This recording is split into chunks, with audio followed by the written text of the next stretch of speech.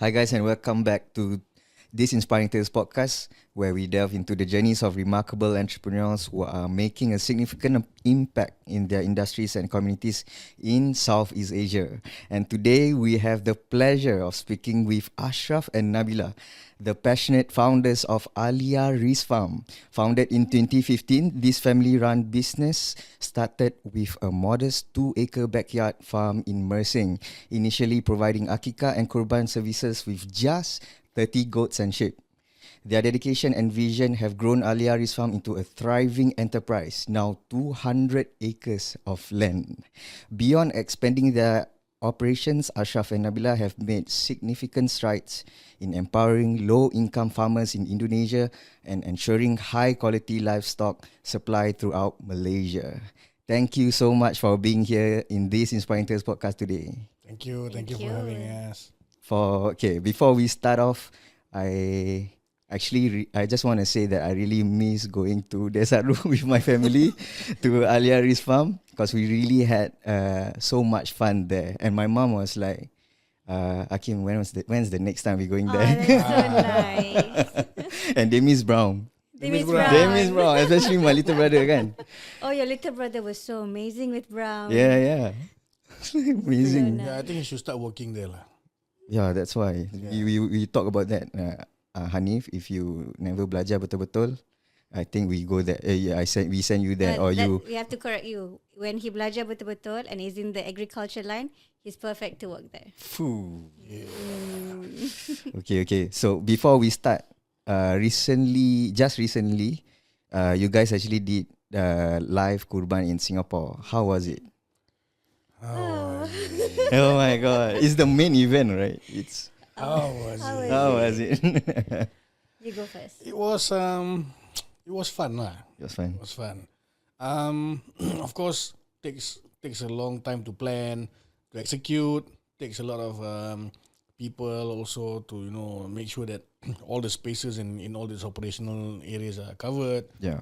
You need to deal with a lot of agencies to make sure that all the licenses, all the permits and all that are in. You need to be dealing with Australia for you to get your supplies. You need to be dealing with cargo to book your flights and things like that. So it was a lot of work. Was it a smooth one? It was not so smooth lah, It was but not so smooth, yeah. it ended up smooth lah. Yeah.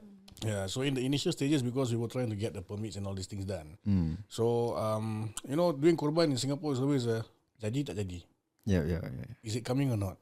Kan? It's always that because until the day the agencies give you the approval is the time where you can say it's happening. Selagi you tak dapat the approval, you're still like macam You don't want to give that high expectation lah. so Managing your expectation, is it? yes, it's always that lah. But alhamdulillah we managed to pull through. Yeah. We sold out. We sold out. Amazing. Alhamdulillah. Congratulations. Alhamdulillah. I think it was quite a feet actually because we brought in 800 sheep. Wow. It was a chartered flight into Singapore. It arrived. It was supposed to arrive at about 12:05 a.m. It was from Australia, It was right? from Australia, but it was delayed, so about 2:30 a.m. So imagine 2:30 a.m. in the morning, the animals arrived, and we had to make sure that all the animals were distributed to the different malls and different locations. So we started. We didn't sleep the night before, obviously. Oh my god, yeah. Up until perhaps the next day. I think we didn't sleep for almost 24 hours, if not more. I didn't sleep for 48. I think Oh you my didn't sleep for God. 48 because the day before, because we were setting up the place, because everything has to be ready before the animals arrive. Yeah. So there were certain tweaks that we needed to make. And What's then the challenges that you guys face like in this transaction? If it's with the agencies, it's about getting the approvals because korban in Singapore is always a makeshift thing, Yeah. right? So being makeshift, they need to be able to audit this setup. They will need to be able to assess that how you do things according to standards, Yeah. right? And then of course we have the weather. Yeah. Right. How was the weather again? It I was in was- Kuala Lumpur. raining. So it was fine. And then the day before, it started to rain. Oh my So like god. we had sawdust all prepared for the animals to arrive because that's the bedding kan. And then when it rained, it washed away. Oh my god. Dah So- semua basah lah. So you had to we solve the to- problem we on had the to spot. Solve a lot of problems on the spot. So that was really challenging. of preparation also, right? Because we were preparing for the movement of the animals based on a dry weather condition. But because it's now wet weather condition, we had to shift a lot of things. So logistically, it was a nightmare because there were 6 locations, and all the locations needed to do certain changes so that trucks can come in, sheep don't get wet, people don't get injured, and things like that. Now, So in a span of 2 hours, all of that needs to happen. Oh my God. So we had to really think on the spot and act upon what we thought was best at that point in time. I think like moving forward, like for the subsequent kurban, like you guys know, like you guys are more prepared for wet weather just in case, right? Yeah. I mean, it's a normal thing where all entrepreneurs face. They face the challenges first, then they did a particular mistake that they mislook, then they learn from there. Definitely, and they improve from there. Very steep learning curve, right? So he pushed me at the deep end of the pool. He asked me to manage the operations when the animals arrived, and I didn't do that before. So I had to make sure that the trailers were parked properly, which crates, which animals go where, because it's all about the numbers. Because we have allocated different numbers at different locations, and the different crates had different numbers attached to it. How many heads were there? So if I were to miss a few of the, not pay attention to the number of the animals on the crates, I would not have been able to distribute the animals well, and then that would have been another nightmare. So 2 a.m. and 2:30 a.m. in the morning, making sure that this one goes to this location, this one goes to this location. So it was exciting, but scary at the same time. Kena buat maths tau. Right, okay, this crate, top level 24, bottom level 31. 24 plus 31. So and then, okay, this one 55 go to this lorry. And then the next crate, what is the number? Oh, this is the number. This plus this, is it equal to the amount of sheep that's going to that particular location? Or you have extras? We are not having extras lah. Kan, here and there and whatever kan. Then after that, we had to administratively shift names around. Names? Yeah, we call the sohibul kan. Cakap, bang, you punya kambing kalau tak sembelih dekat masjid ni, boleh pindah masjid ni tak? I think we only did that for one location because they oversubscribed. I see. Right. So, which is a good problem. It's a good problem lah. Yeah. So, we had one mosque. You more than sold out. less number, so we were able to redistribute it to that location instead. I see. So, alhamdulillah, it all worked out in the end. The organization that we worked with was very helpful. We had a fantastic team of volunteers who, without them, this event would not have been a success. The Sahibul was patient with some of the hiccups that we had. So there were certain things that happened along the way that we had to do a bit of service recovery, but alhamdulillah, everything worked out in the end. I'm really happy for you guys. Like it actually went well, despite the obstacles that you guys faced. Were able to solve all the problems along the way. Despite the weather, the arrangements, but it's actually, when you actually mention about the transaction of the ships, right? It's interesting because you need to take care of the ships' mental health as well. It goes back to our discussion today. So technically, so basically, Nabilah is a clinical psychologist, right? So actually, Ashraf, you are also actually a psychologist, but for animals. No, I got psycho. So it goes back to today's topic. We're gonna discuss more in depth in terms of facing depression as an entrepreneur, which I think it's a topic where it's not mentioned enough, and I feel that there's no actual platform or solution for entrepreneurs to go, because I think as an entrepreneur, the view as an entrepreneur is that you need to be an alpha or a leader, right, to your team. Just in case I macam terketawa sendiri. Don't mind lah. Don't worry. Okay. So, the first question is, what are the early signs of depression that you've ever experienced as an entrepreneur yourself? I mean, I think one of the things I have to say as we start off, right, Yeah. is I think we use depression quite loosely in today's context, so we have to be very careful, right? Depression or is a state of feeling. Basically, we can get very sad, and sometimes it's contextual, situational. Somebody passed away, something major happened. We have failed or we lost a lot of money. So those situations can make us be in a depressive state. But it's very different from having depression as a diagnosis. Oftentimes, I mean, technically it's called major depressive disorder. So there's a difference between depression that we feel on a situational context than actually having depression. And the difference is our level of functioning. When you are diagnosed with depression or major depressive disorder, your functionality in a day-to-day basis is very low. You can't get up from bed. You can't function and go to work. Sometimes you can't eat. Your sleep hygiene is poor. You can't think very clearly. There's no point in living. So it's very intense in that sense, right? Yep. So the context of depression that we're talking about is when we are faced with a particular difficulty.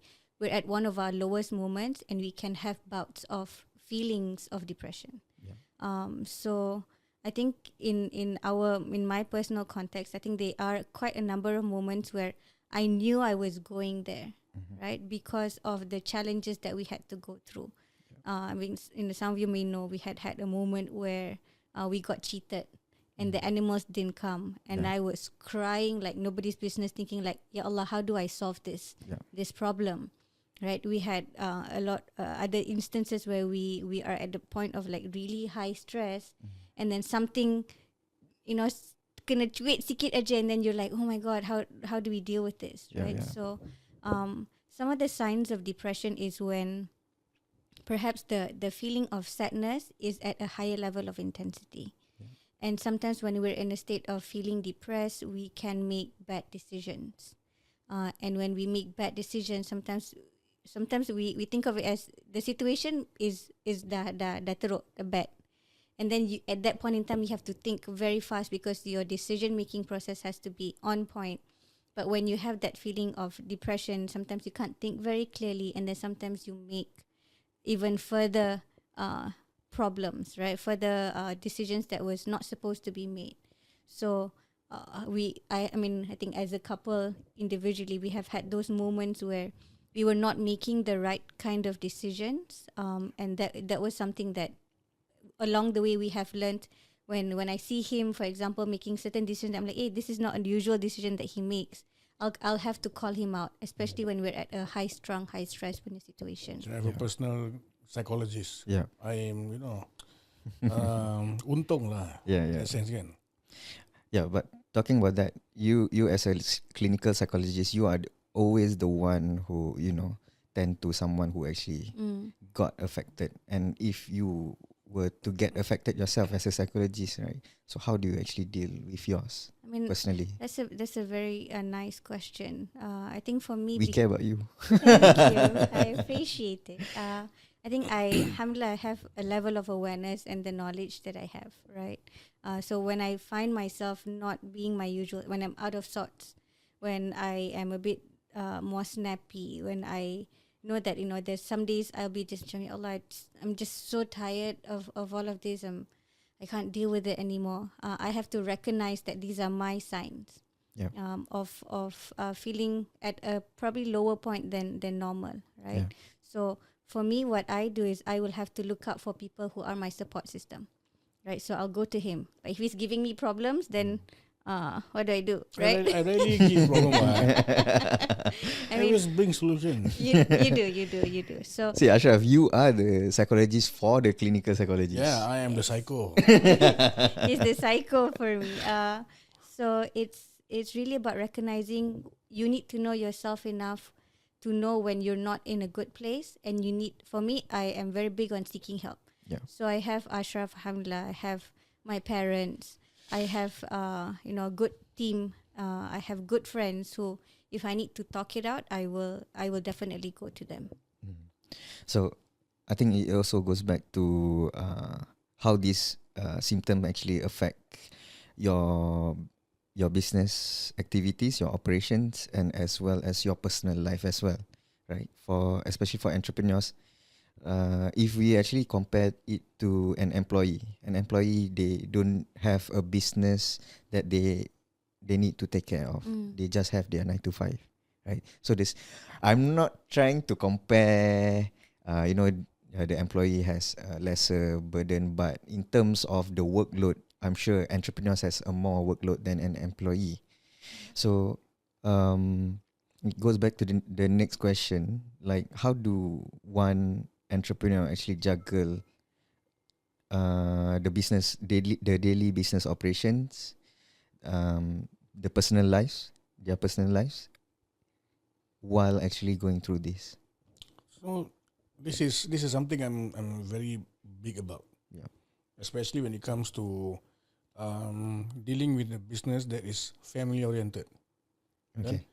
So business owners need to understand that there needs to be a very clear line between running a business and running a family. Yeah. Okay, whatever that's personal, you don't bring it into the business. Okay. Whatever that is business, don't take it into the family. Yeah. You don't want to mix this up because things like finances can be affected, your decision making can be affected, your emotions can be intertwined, and then you fall into a pit where you cannot get back because you know that a lot of things are already in the mix of things. Kan? This is also very important for your business partners, for your staff. Certain people, like your staff who are maybe closer to you, or certain partners who have a probably a relationship, maybe he's your friend and things like that, right? In the start of things, if you don't draw that line, they get carried away, for sure. And because it is easier to speak to a friend than it is easier to speak to a business partner about hard decisions. Yeah. Right? And for a staff who is able to speak to you on different levels because you want them to feel comfortable, you also have to draw that line to know that, hey, I'm still the boss, you're still a staff, right? As much as I understand this is where your feelings or your emotions are concerned, right? Work is work, and this is personal. Yeah. You don't get this. You don't bring your burden or your load into the picture. Yeah. You perform there, and you also have to perform here. That's your objective, again. Yeah. And then you, as the business owner, must be very clear about the message you send to them. Like, I can be very nice, I can be very close, I can be very giving, I can be very thoughtful, but I still want to get these things done. This is work. Yeah. This is an obligation. You're paid for it, right? And this is also decision making that we cannot be making when we are happy, right? Now I speak to my wife, ni macam best lah ni, kita ada macam anak harimau kat ladang, right? And then macam, yeah, that's cute, and then we both like it, and then we talk about the business. Kali harimau ni besok makan kita punya kambing. Oh my god. Doesn't make sense, kan? Yeah. So this kind of thing, like happy thoughts that you have, even though they are, something like interesting, but then when it comes to business, you still have to like have Draw that that understanding. line. Yeah, draw that line and have the understanding that this cannot work. This is nonsense. I think it's good that you actually mentioned about drawing the line between business and personal, which I feel that a lot of entrepreneurs, a lot of business owners, they struggle to draw that line. So even my personal experience with my previous bosses, they would usually always have a personal problem and they would actually bring it to the business, and it actually affects the energy in the company. So how do you think a business owner can actually draw that line practically? I mean, it's easier said than done. Yeah. Right? Because we are humans at the end of it. We cannot disconnect from our emotions, and our emotions influence how we think influence our emotions. It's just how we are wired as human beings. Of course, gender wise, it can be different how much it's affected, right? Yeah. But I think as a business owner, I mean, I have to admit there are moments where I might probably lash out at some of my team members when they're doing a certain mistake. But there are times where I need to learn how to reel it in. Okay. Because people make mistakes. Yeah. Right? Of course, it can be very costly to the business. Yeah. But that's a risk that entrepreneurs or business owners have to be willing to take. There's nobody who's not going to make mistakes. and everybody can come with their own set of problems. They are still human. They are still human. They have their own circumstances. So it's really finding a balance between understanding their context and working around it, because ultimately you want somebody to be productive. You want to provide an environment that is safe and conducive for them in their mental health capacity as they are working with you, right? Because your staff are also the backbone of your company, because we can't do this on our own. We don't have all the expertise in the world. So we need to always take care of our staff. But there are moments when it's a, say, royal screw up, right? We will oftentimes what we do is we attend to the situation, we find the problem, and then our approach is after that, I'll speak to the team like, okay, what happened? How did this happen? Okay. Right? Kalau on the spot kita nak macam tekan orang tu when they're making the mistake and expect the person to make find the solutions, we're not going to be making the solution. So that's something that I'm very aware of, that we often have conversations about. So we know how each other work. Like if there's this big screw up, he will get like all angry and all that, and I know at that point in time I need to deal with it a bit more rationally. When I'm in the more emotional side, he knows that okay, he needs to take care of it because I may not have the capacity at that point in time. So I think we have to know what is our current capacity. And we have to be honest enough about it to recognize that this is our limitations, this is our weakness, because we all have weakness and strength. So there's nothing wrong with acknowledging, okay, in this area, really not my forte. In this point in time, maybe I'm stressed with something else, kids ke apa, I don't have that capacity. I need to tap somebody in so that I can tap out for a little while. Right. So I think that's how we have to take care of our mental health as we're taking care of the mental health of the people who's working for us, with us. So basically what the entrepreneurs can actually do is when they are facing a difficult situation, don't react first and step back. Yep. Right. Because during the heat of the moment, like people don't usually make the right decisions when they are emotional. Yeah. So the intent is, how do we learn to respond instead of reacting? Yeah. Right. And responding is a skill that we need to learn. It's to not understand their point of view. To understand the person's point of view, to understand the context, to zoom out a little bit, to zoom in. It's a very complex skill. Dia right? macam Responding. cerita sinetron tau. Kau zoom in ni, kau zoom in sini balik. Kau zoom in balik, zoom in sini balik. Dan kau dapat macam, oh dia jahat, dia baik. You got to strike that balance lah. Sometimes when you're in the heat of things, macam kita baru live korban ni, we also doing korban in so many other countries. And all at the same time, imagine the amount of stress and pressure you have. And then some monkey do some small mistake. And you just flip now. Right? It happens. So I think yes, you need to be able to understand the context and where the mistake will bring you. But at the end of the day, I think you need to have a certain level of patience and tolerance. To allow for mistakes to be made, because at the end of the day, everybody's human. How do we know that limit? You will never know it until you push the limit. You get tested and tested to a point where, come on lah, ini je kan.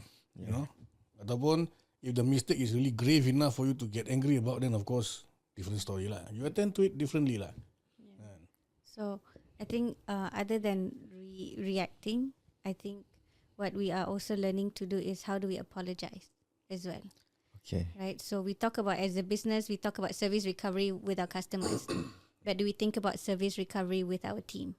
When tensions fly high, we may have reacted in a manner that maybe it was appropriate at that point in time, but it was still maybe uncalled for. We didn't have to react to that kind of extreme.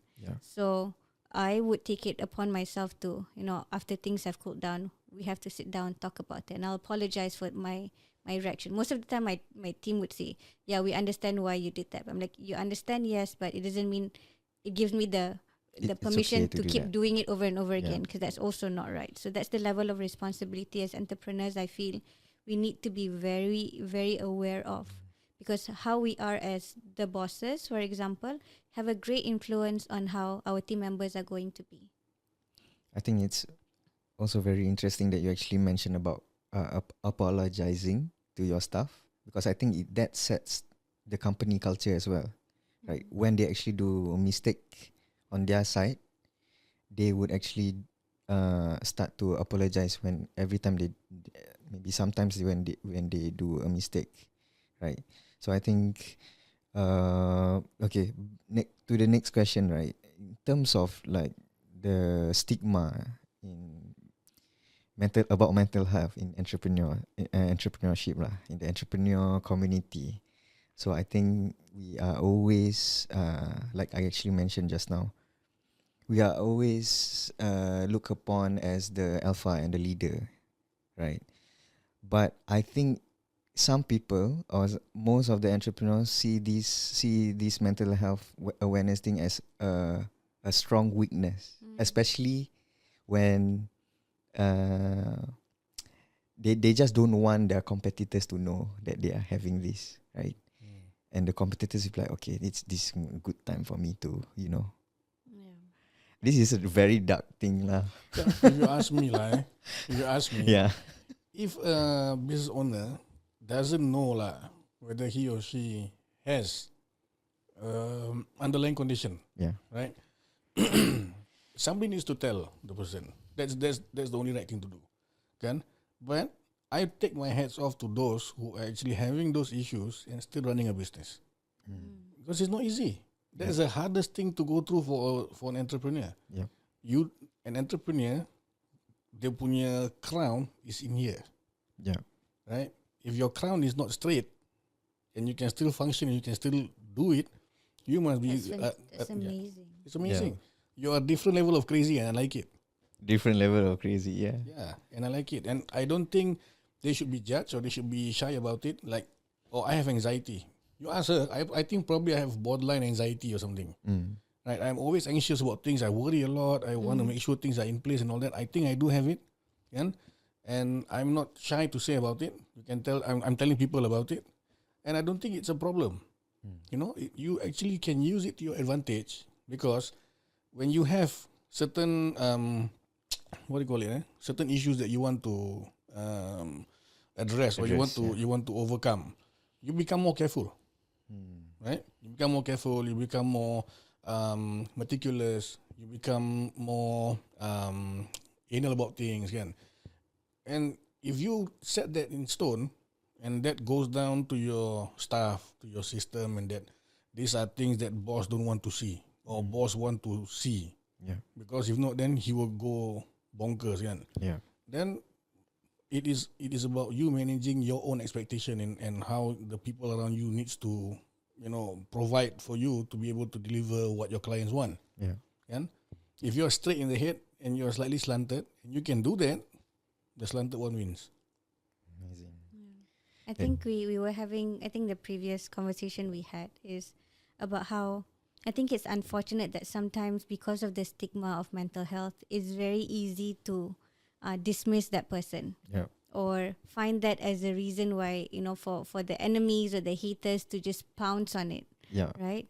But I think the one thing that I am actually noticing in the younger generation, the Gen Zs especially, is they're not shy to talk about their mental health situation, and they can be very inspiring entrepreneurs or influencers. And what they do with their voice, I think is really, really important. I think it's also changing the landscape in terms of how we look at mental health. Yeah. Right, there's so many entrepreneurs who have depression, who has anxiety, who has OCD, who has all these different kinds of conditions. They're still running their business, but like Ashraf said, they maybe have a team with them to help cover some of these bases that they might not be able to do well on some days, which I think is really, really fantastic. Right. I think I've mentioned this before separately, that sometimes we glorify too much of the success. That when somebody fail, when somebody has a certain limitation, when they have a mental health condition, we are so unkind to them. When in fact, we need to be a lot more compassionate towards them, because they are trying to do the really hard thing. If entrepreneurship for, a sane, mentally healthy, emotionally healthy person is already really, really tough, imagine what that person go through. And like Ashraf said, if they can do it, hats off to them. Yeah. And I think people need to be kinder to these entrepreneurs, Yeah. You know how much they struggle or not. You know how much pain they go through and how quiet they become. The more pain that they go through, the quieter they become. True. Yeah. The harder they are faced with difficulties, the lesser they appear. Yeah. Kan? So if people can understand that we entrepreneurs are out here to solve a problem somewhere, Yeah. right? And because we are trying to solve this problem that none of you are doing anything about, at least give us that credit. And give us that face lah. Yeah. Yeah. That we are trying, we are doing our best. Yeah. We don't come here just because we want to make quick money. And we get paid for solving the problem, that's all. And so if we are really doing that and you believe in us, if something happens, don't just take it out on them. Understand. Yeah. And what actually happened, what actually can be done. And you think the entrepreneur wants to just, oh no, shit happens. No. They are responsible enough to want to solve the problem. You think they're irresponsible to not want to help you with rectifying it? Yeah.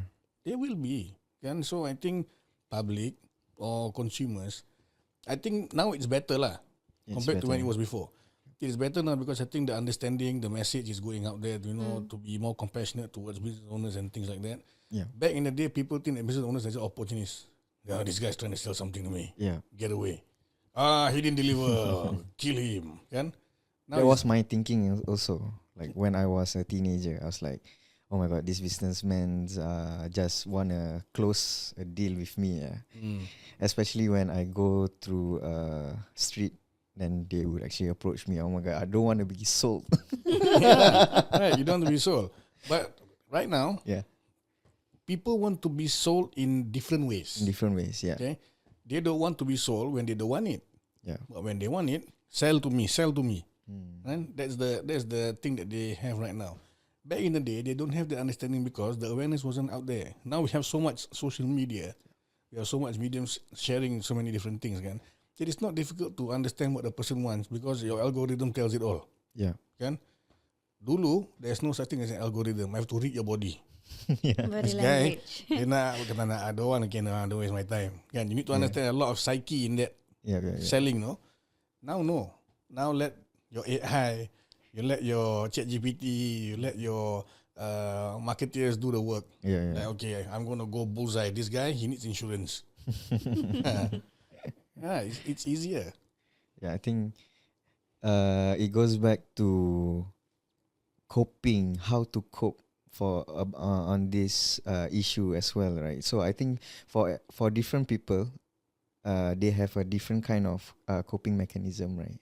So how do you, as a clinical psychologist, maybe you can actually advise, like for entrepreneurs, since you are also an entrepreneur, right? How can they actually find their very own coping mechanism? I mean, that's a beautiful question. The level of self-awareness is important. Like you say, we all cope differently, right? And being an entrepreneur sometimes is I would call it very performative. You have to put a certain image, a certain front, and that can get really, really, really exhausting. Yeah. Right? So you need to recognize when your battery is at a lower end of the, at the lower end. And that's when you need to really care for yourself. Right? The word self-care is often thrown here and there, right? But what does that really mean? Self-care does not look the same for me, for you, for whoever is in this room, whoever is listening. Yeah. Self-care is something that's very unique. It's how I like to think of self-care is, what do I need at that point in time when I'm not my best? What do I need when my social battery is low? What do I need when I'm exhausted? Who can I get it from? Right? Can I get it from my spouse? Can I get it from my parents? Can I get it from my friends? But it's more about how do you learn about what your body, your mind, and your emotions actually need. For some of us, it's really about having a good meal, quiet time, write things out on a journal, and then they'll be fine. For some, we need to talk it out. Yep. Right, for me, I like body of water. I like when I'm stressed out and all that, I need to go to the beach, hear the sound of the waves, feel some sand on my feet, and just really imagine, like, as the waves is crashing out, they're taking my problems away, right? So we all have different ways of coping, but what I think is really also important is, how do you find your your community? How do you find your squad, your people who you can go to when you are not in a good place, when you're feeling very, very stressed, or when you just need to let loose and have fun and go a bit wild, right? Yeah. So I think that's really, really important. Are there any specific practices or routines that they can actually start off? This might sound very odd, but this is something that I tell most all my clients when they're going through something difficult. Yeah. How do we learn how to have deep breath? Because one of the things that goes away when you're stressed, you're anxious, you're depressed is you feel your heart palpitating, Yeah. right? You don't breathe properly, right? And that's the very thing that can fuel your heart to palpitate more or your head to be pounding. So one of the best things to learn how to do is take really deep breaths. Okay. Right, you can go to YouTube, find out how to do it. Right, basically, taking a deep breath helps you regulate your. This is the YouTube. This is the YouTube, right? Helps you regulate your emotions, Yeah. right?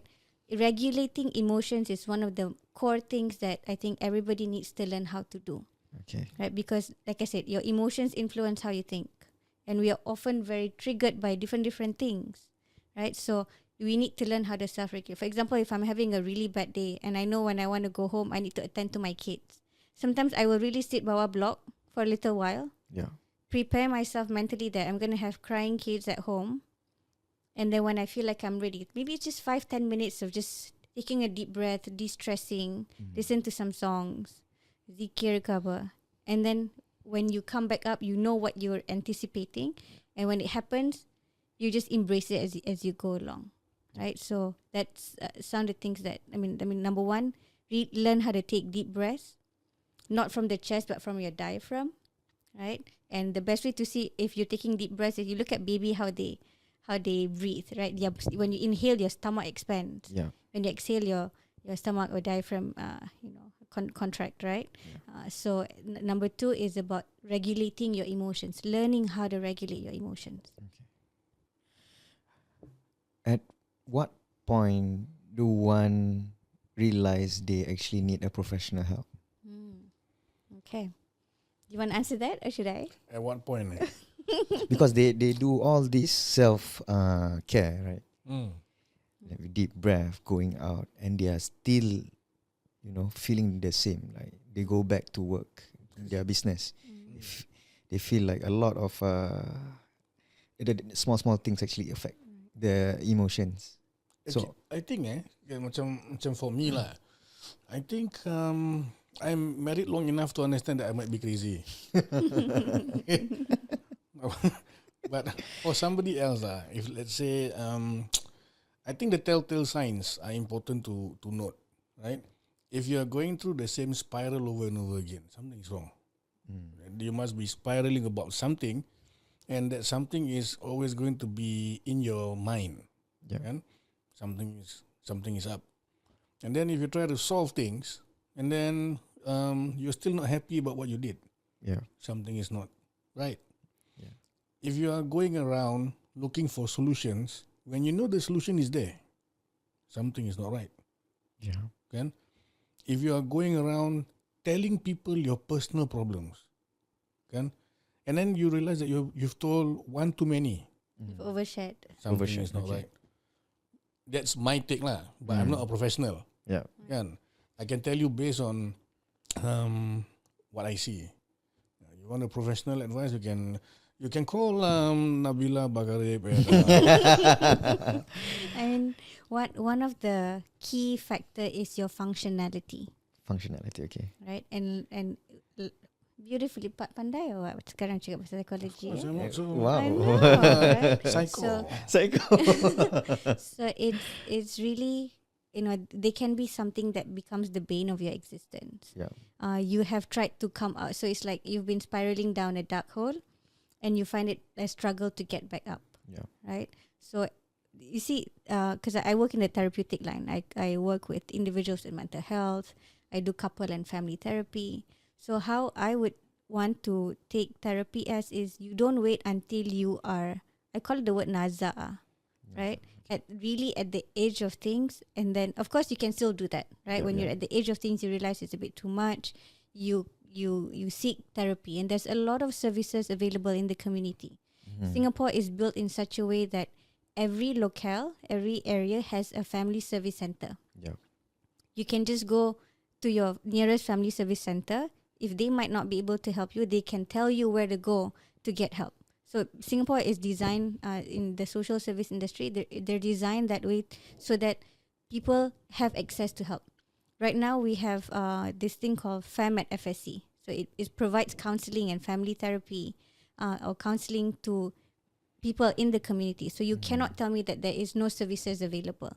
The difference is whether you want to seek those services or not. There's also a lot of private agencies that provides therapy. Yeah. So when you feel like you're not feeling so good and you feel like, hey, I need to have somebody external to have this conversation with me, because sometimes talking to my spouse may not work. If people don't understand what I'm going through. Yeah. I don't want people to judge me. I don't want to be a burden. Speaking to a third party who's a professional is the person that can give you an outside view and perhaps maybe sometimes challenge the way you think. Right? They can give you the hard truth to think and you won't get offended. I think that's the experience that I have. Right? So I would also want to say that sometimes it takes somebody else to recognize that the other person that is within your circle is not doing well. Yeah. Right? Like before I gave birth to the first time I was pregnant, I told Ashraf, postpartum depression is real. So I had to educate him on what postpartum depression is. And I told him, I might not be able to recognize that I'm going through postpartum depression because I'm deep into it. So here are some of the things that you need to pay attention to. And if you see me exhibiting some of these symptoms, and if I'm crying excessively, I'm not connecting with my baby, if I feel like you just see me macam helpless, like I don't know what I'm doing and all that, you know who to call, and you know where you need to send me to.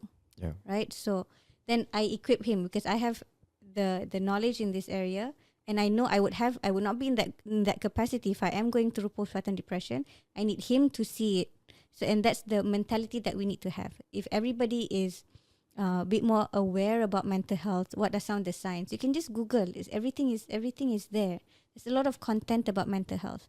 So if you're aware of it and you recognize somebody is going through it, sometimes it's your role to help the other person and invite that other person to get help as well. Maybe some of the business owners and entrepreneurs would think that, oh my God, these therapists wouldn't, or psychologists wouldn't know because they have never been an entrepreneur before. They have never go through all these hardship and obstacles as an entrepreneur before. It goes back to the next question. You as a psychologist entrepreneur yourself, have you ever thought of designing a clinic just for entrepreneurs? I mean, potentially, I think that's one area. But I would like to say that I think we are all human at the end of it, right? You don't have to have cancer in order to treat cancer. Yeah. Right? You don't have to have schizophrenia to treat schizophrenia. So I would want to trust that in Singapore, at least, it's very much regulated, that the professionals that see you would want to be able to provide the best care for you. Right? Yeah. So finding a counselor or a therapist is really finding a fit, right? So sometimes you really have to go shopping and find somebody who's the right fit for you that you think can match you mentally, can match with you emotionally. And that might require some time, but it would be worth it in the end when you find the right fit of therapist and this person can help you and they are an additional source of support for you. So if I can add on to this, you see, it is always at the back of the entrepreneur's head, or anybody's head. Am I crazy or not? Am I disturbed or not? Yeah. Am I okay or not? You never know. Yeah. Until you go and get it done, go and get checked, go and ask around. You don't have to go shopping yet, right? At least go and talk to one. If you do, and when you share with that person or the things that you're being challenged with, and the person can tell you, I think maybe this is what you're having. Just a question mark first. For you to know that, hey, what he's saying is probably right. Yeah. I'm having this. And then if that person is good enough for you, maybe you want to stick around. Yeah. But if you want to find something that can connect you on a different level, then you start going shopping. Nowadays, you can find good therapists by just checking reviews.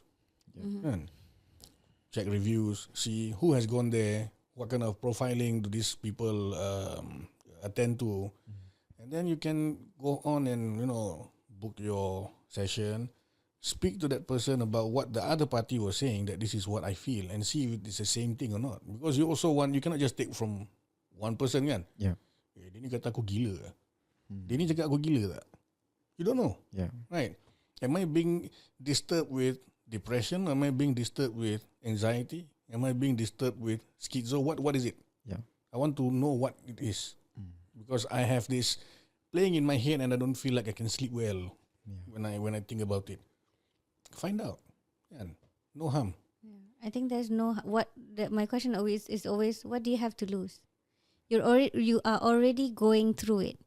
You have had your sleepless nights. You've had your anxiety, your palpitations, your relationship issues. What is the worst thing that can happen if you seek help? Lower down your ego. The worst thing that can happen when you seek help is if the person were to tell you, kau businessman apa, biasalah stress. Yeah. That's the worst thing. Then you know that's not a fit. Then you can tell a guy to get lost. I don't need that kind of nonsense. That's not supposed to be the case. He's supposed to be able to attend to you. Yeah. The person is supposed to be able to address what you're feeling, understand where you're coming from, try to dig deeper to find out where the root cause is, try to be able to give you an idea of how to manage it or how they can help you, get out of it. Something like that, kan? Not just be a person who's dismissive towards what you're feeling, because that's the worst thing anybody want to feel. Yeah. As someone, as an entrepreneur who has actually gone through it and overcame this situation before, can you actually share with me an instance where you overcame a major depressive episode and how it impacted your business positively? Have I ever been depressed? No, lah. Perhaps not. I think we have had some challenging times. Challenging times, yeah. Right? We've had some challenging times where the business affected our personal relationship as a couple, and that personal relationship affected the business.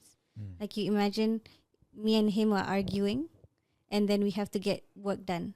How the heck do you do that? Yeah.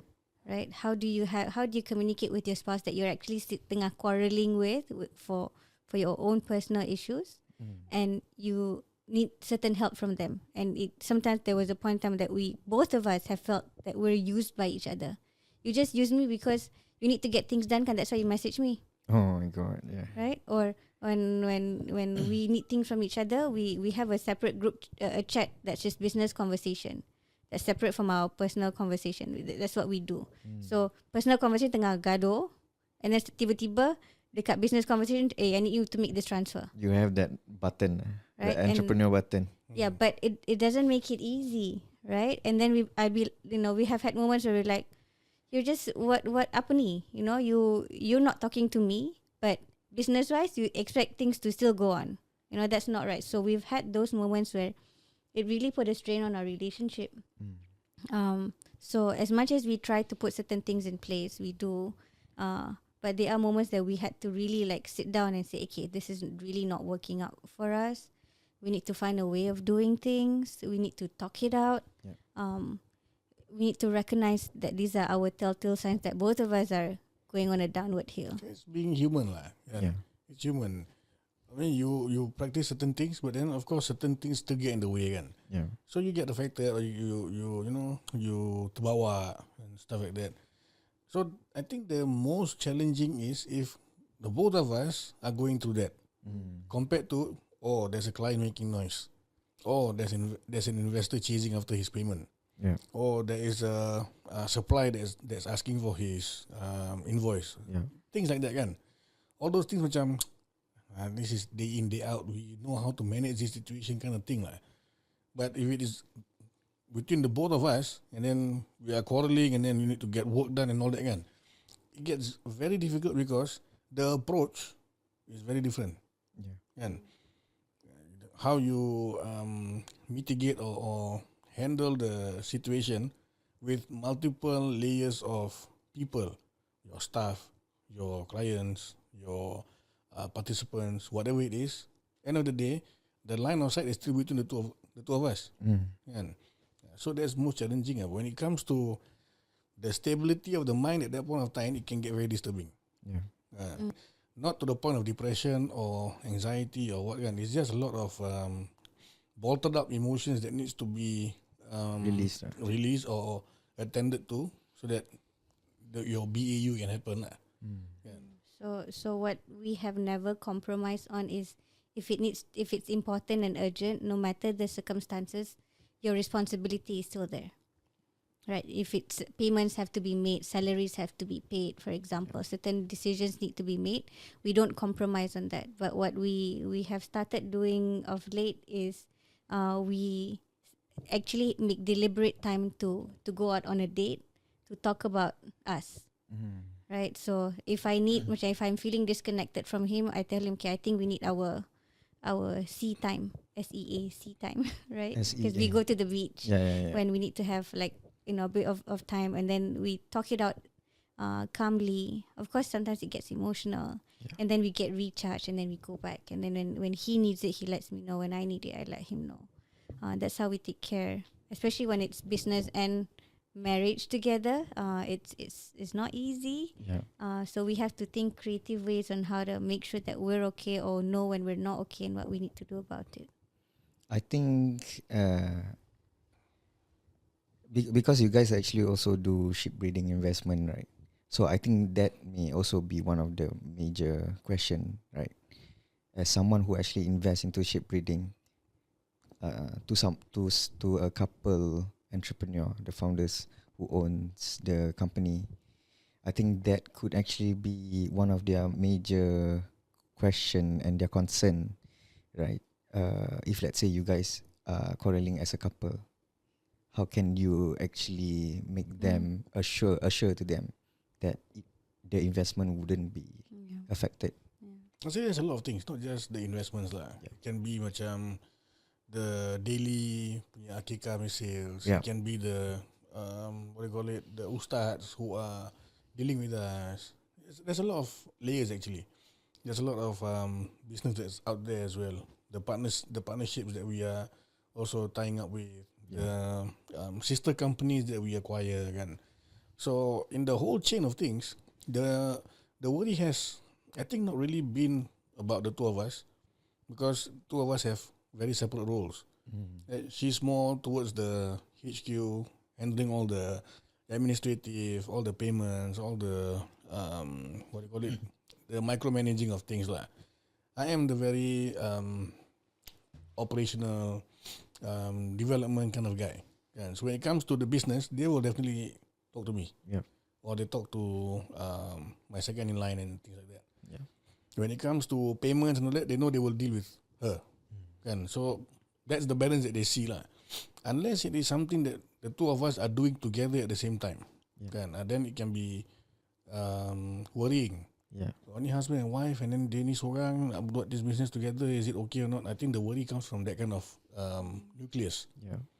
Other than that, fine. Like I said, we even if we're in our lowest moment as a couple, we have established and we have learned along the way that whatever needs to happen for the business has to continue, because it's not just about us, it's about the people that we are responsible for.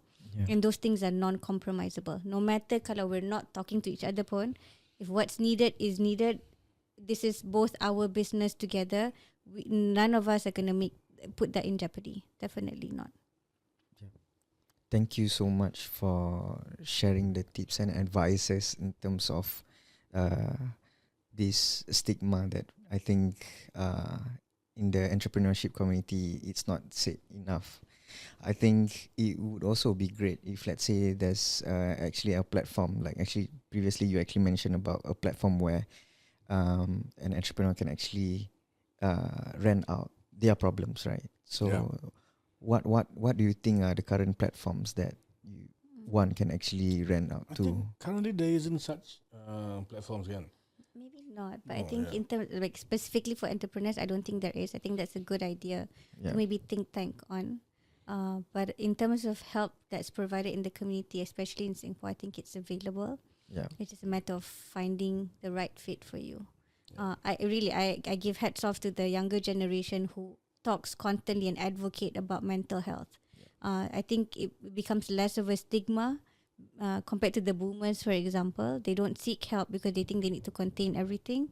We're the in-betweens, but I'm learning so much from the Gen Zs actually when they advocate a lot about these things. There's so much to learn, and really it's becoming. I mean, because I'm in the therapy line, it's becoming an instant where and I'm just having a bit of a problem. I just need to talk it out, 1-2 sessions, and then I'm fine. So they don't wait until it's at the brink of things to come in, which I think is fantastic. So they are really.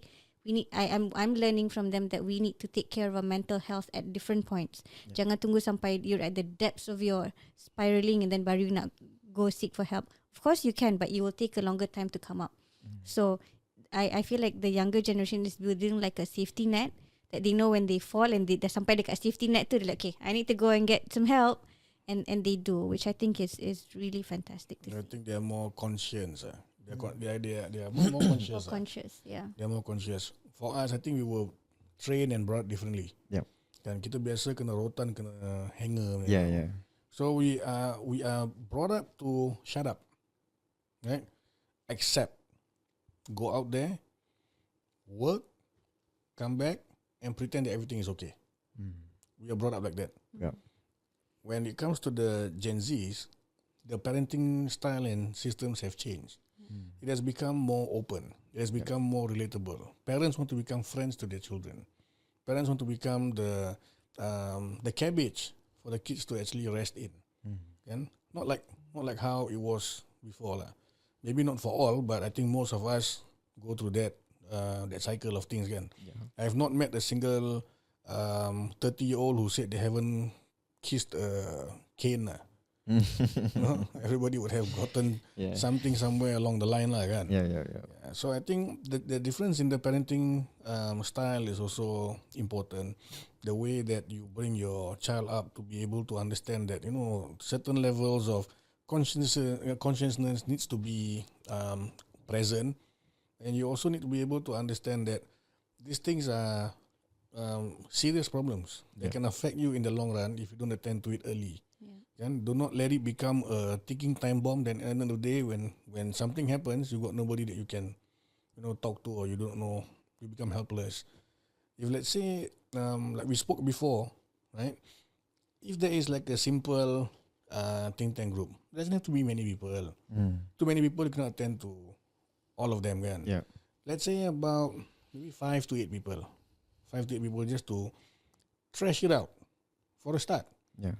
Just to say, okay, I give you 10 seconds, tell me what is it that you're feeling with in your business. And not your problem in the business, how you feel about it. Different approach. You get different answers. Yeah. And then you can fish that out to actually get a sense of what actually is really going on in the ground with a lot of people nowadays doing business. Okay? And then how are they actually being attended to? How do they find that space to get attended to? Who do they look for? And where do they have that safe zone to be able to speak about things? You see? And you can create more and more of these safe zones in their own accord, or if it's in a specified or catered center. And I think you'll have more and more value for these people. It is a huge gap, and I think it is serious. And I think that a lot of people would benefit from it lah. Yeah. I think we're when we talk about parenting, right? I think the millennials who was brought up by the boomers are trying to do something different. Yeah. Right. So I think a lot of the millennial parents are very conscious about breaking their intergenerational trauma, and they're parenting a different way from how they are parented. So that's why the Gen Zs are able to do what they do. So my sister actually made this observation because we're talking about Gen Zs and millennials. So she made this observation. She's like, because I was phrasing Gen Zs very highly. She's like, why we can do that? It's because you millennials have bulldozed through the forest. All we needed to do was just walk through it and clear it out. Which I thought was like, hey, I never thought of it that way, because the millennials are the one parenting the Gen Zs, right? Maybe I'm not parenting my sister, but I play a crucial role in her life. So she tells me that the millennials the forest that dark and everything, you guys macam bulldoze you clear the path, and all we needed to do was walk through and continue what you did, which I think was a very interesting observation. So I love thank you, it Zahra. when you I love it when you guys actually mention about parenting, and it goes back to the next episode, podcast episode. We're gonna delve much deeper into parenting in entrepreneurship, like how you can actually juggle your business, your personal life, and also with your raising a kid. Right, I think that's a topic, an interesting topic to actually talk about, and maybe also to raise an entrepreneur kid themselves. Right, and thank you so much for sharing. And yeah, we'll see you guys in the next episode. Thank you, guys. Thank you. Thank you.